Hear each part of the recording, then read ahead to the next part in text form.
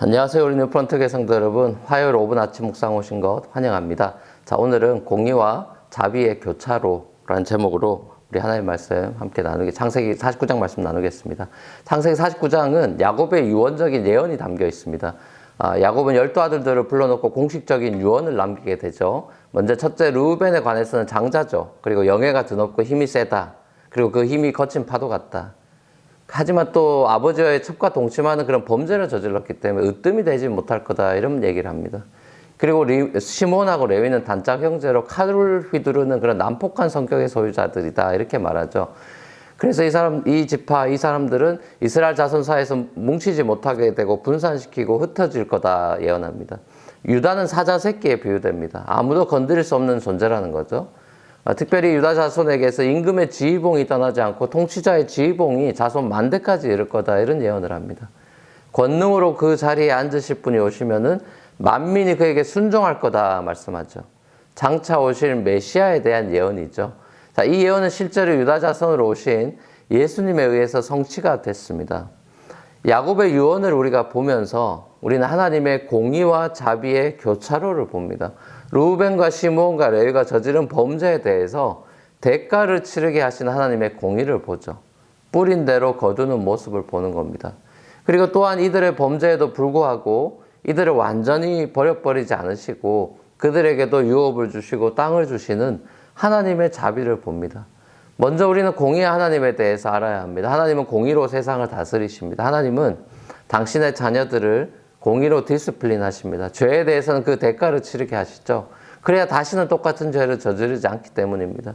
죄의 특성이 다른 사람을 해치고 공동체를 파괴하는 특징이 있기 때문에 하나님께서는 공동체를 보호하시기 위해서 범죄에 대해서 그냥 눈 감고 묵인하고 넘어가시지 않습니다. 그 죄의 문제에 대해서 지적하시고 회개하기를 원하십니다. 요셉이 형들에게 죄에 대한 대가를 치르게 하는 장면에서도 우리는 공의로운 모습을 봤습니다. 그렇죠? 하지만 또한 요셉이 형들을 용서하고 자비롭게 대하는 모습 속에서 하나님의 자비하심의 성품도 우리가 보게 됐습니다.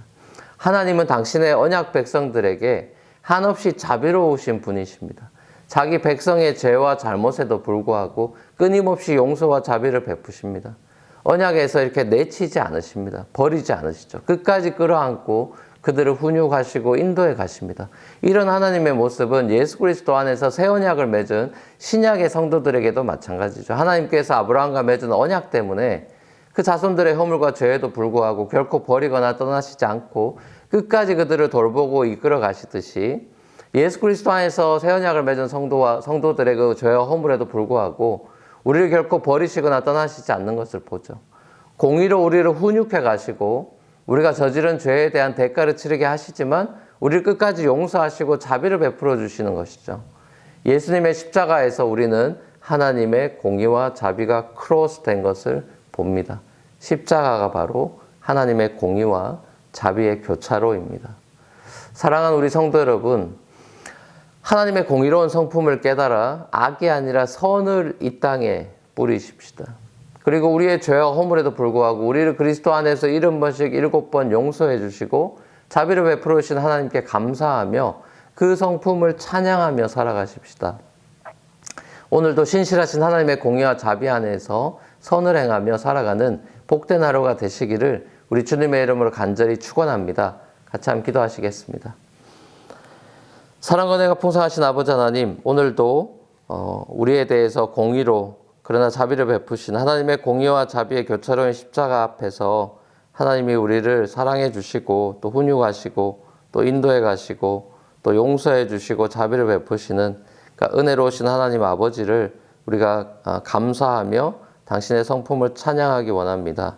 오늘 하루도 하나님의 은혜 가운데 정말 악이 아니라 선을 뿌리고 선을 행하며 낙심치 않고 살아가는 그런 복된 하루 되도록 인도하여 주시옵소서. 감사드리며 예수님의 이름으로 기도합니다.